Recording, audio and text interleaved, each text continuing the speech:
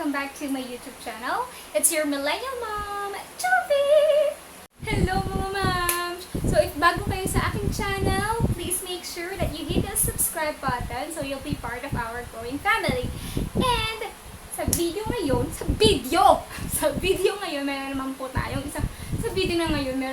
bagong isang video. Ano ba yan? Isa pa, take 2. Ngayong araw, meron naman po tayong bagong video. At ang video na gagawin natin ngayon ay isa na naman pong DIY video. Ang tagal na po nung dati kong or huli kong DIY video. So ngayon, susundan natin siya na isa pang DIY.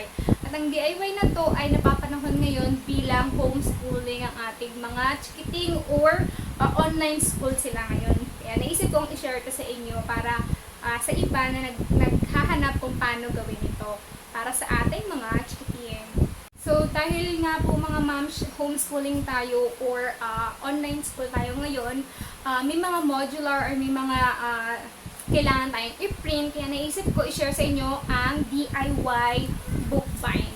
So, ako lang nag-bookbind nito. So, parami kasi tayong mga kailangan i-print. May mga modular na ibibigay sa atin, may mga exam, kaya may mga practice worksheet. Kaya naisip ko, mas niiging naka-bookbind siya para mas malinis, mas organized, mas tidy siya tignan. Ano ba yung bulol si Mom's Cheese? Ayan na nga po. Ito yung ginawa kong DIY bookbind. Ako lang to, pinrint ko lahat ang mga nandito. Pati itong cover, ako din gumawa ng cover. Ayan, ako nagawa from scratch yan. Ginawa ko from scratch. Tapos, ito rin, ayan, as you can see, nasasagutan siya ng mga bata. Wala pa yung modular, hindi pa naman nag-start yung class mismo. Kaya gumawa muna ako ng practice writing para sa mga anak ko. Ako lang gumawa nito from scratch. Ako gumawa niyan. Ayan, meron pa ako, actually tatlo yung ginawa ko. Ayan, yung iba, ayan, yung pala nakasagutan. Kasi meron akong ginawang iyak yung anak ko. Anyway, pagpatuloy na natin. Nabulyaban ko na. Joke lang. So, ito yan. Ito yung bookbind na ginawa ko. Ayan, medyo yung mga dumi-dumi na siya kasi nga ginagamit namin ito ng mga bata. So, from scratch, ginawa ko siya. Madali lang naman siya gawin. Kung gusto nyo, turuan ko rin kayo kung paano gawin yung mga ganito, yung mga ganyan, yung mga tracing, ganyan. Kung gusto nyo malaman kung paano gawin yan, sabihin nyo lang sa akin sa comment section at magagawa ko ng video para ituro ko yan sa inyo. May palpak pa. Anyway, okay lang yan. So, ayan. Ito siya. Ngayon, tuturo ko sa inyo kung paano i-bookbind ito. So, yan. Gagawin nyo lang. Siyempre, dapat meron na kayong document na i-bookbind nyo. So, ganyan siya. So, ang ginagawa ko ay sobrang dali lang. Mag-start tayo sa mga materials o sa mga gamit na kailangan natin. So, ngayon, dapat meron tayong paper na ganito, cardboard paper. Ganyan, white lang siya. Ito yung para sa cover. Tapos, pangalawa, yung document na kailangan nating i-bookbind. And pangatlo, yung pinaka-lagay niya dito sa likod, yung backsheet niya. Pwedeng yung ganito din, pero para mas tipid, pwede rin yung folder, o kaya yung medyo makapal na cartolina yun, pwede yun. Tapos, siyempre, scissors. Tapos, clip, yung mga clip na ganito, mga 2 to 3 pieces, pwede na. Tapos, duct tape, any color. Tapos, heavy duty na staple words, tsaka stapler. So, ayan. Tapos, kailangan nyo rin ng towel or kahit panyo na pang pupunas nyo sa gilid. Ang DIY bookbinding na gagawin natin today is yung tinatawag na soft binding lang. So, ipapakita ko yung clip ng video kung paano ko siya ginawa.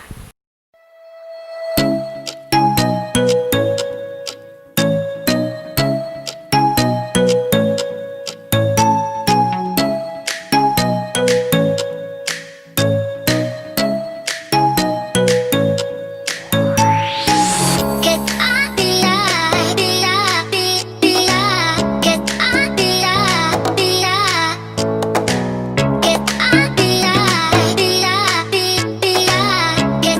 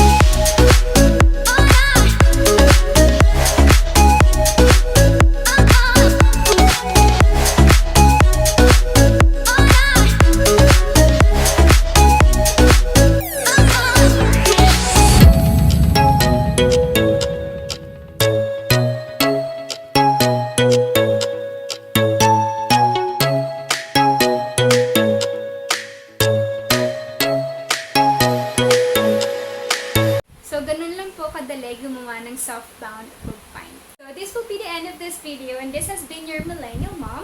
I hope you like this video and you find it helpful. And if you do, please give this video a thumbs up, leave any comment down below, and please subscribe and hit the notification bell so you'll be notified whenever I have a new uploaded video. Thank you for watching, and see you in my next video. Goodbye!